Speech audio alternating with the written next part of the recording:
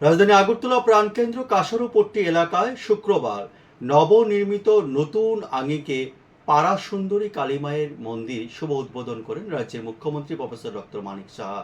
উনার সাথে উপস্থিত ছিলেন আগরতলা পৌর নিগমের মেয়র দীপক মজুমদার, ছিলেন এলাকার কর্পোরেটর ২০ নং ওয়ার্ডের রত্না দত্ত। রাজ্যের মুখ্যমন্ত্রী উনার সংক্ষিপ্ত আলোচনা করতে গিয়ে বলেন, পূর্বতন সরকারের আমলে এই সমস্ত যেগুলো পাড়াভিত্তিক যেগুলো মন্দিরগুলো ছিল একেবারেই দৈন্যদশায় ভুগছিল, তথাপি দেখেও না দেখার ভান করত।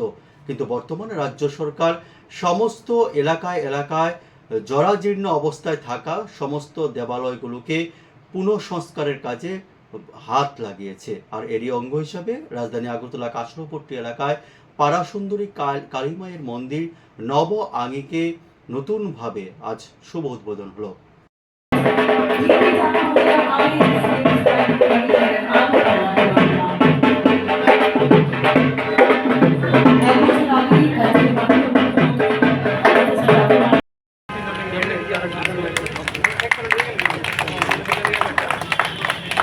যে একটা আয়োজন এখানে করা হয়েছে, আপনারা উপস্থিত থাকার জন্য আন্তরিকভাবে অভিনন্দন ও শুভেচ্ছা জানাচ্ছি।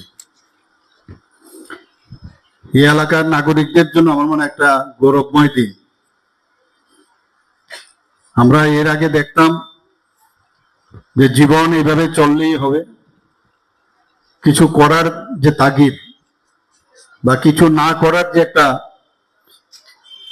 যে অবস্থা, আমাদের সরকার আসার আগে কিন্তু এই জিনিসটা ছিল, আগেও ছিল। এখানে এই মন্দির মাটির নিচে প্রায় চলে গেছিল, ডেবে গিয়েছিল, কাত হয়ে গিয়েছিল, আমাদের মেয়র সাহেব অলরেডি বলেছেন।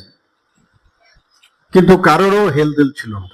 তখনও কর্পোরেশন ছিল, তখনও মিউনিসিপাল কমিশন ছিল এখানে, কিন্তু তারা কখনো এই বিষয়ে নজরেই দেননি, কে করবে কিভাবে করবে। যখন এই বিষয়টা সেদিন আমি যখন মহানামব্রতেতে যে ওখানকার যে আয়োজন ছিল রক্তদান শিবির, তো আমাকে যখন এখানে যারা এলাকাবাসীরা আছেন তারা যখন বললেন যে এটাকে কিছু একটা করতে হবে, তখন এই প্রযুক্তিকে ব্যবহার করে আমরা ডিসিশন নিলাম, প্রায় 7 থেকে 8 ফুট উপরে আমরা এটাকে উঠিয়েছি এবং বেসটাও কিন্তু স্ট্রং হয়ে গেছে। এবং কিরকম একটা জায়গা ছিল, সেই জায়গায় দাঁড়িয়ে এত সুন্দরভাবে একটা মন্দির এই এলাকায় হলো, আমাদের জন্য একটা আমি বলবো যে একটা বাড়তি পাওনা হয়ে গেছে। এটা মহারাজা কৃষ্ণ কিশোর মানিক্যের আমলে বাইরের থেকে যে প্রভুপাদ শ্রী বিপিন বিহারী প্রভু গোস্বামী ত্রিপুরাতে এসেছিলেন,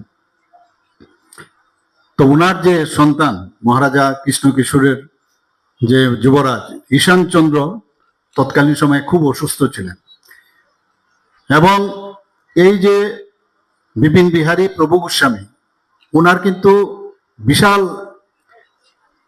একটা ওনার মধ্যে যে কাউকে শুশ্রূষা করা সেই বিষয়গুলো ওনার মধ্যে ছিল।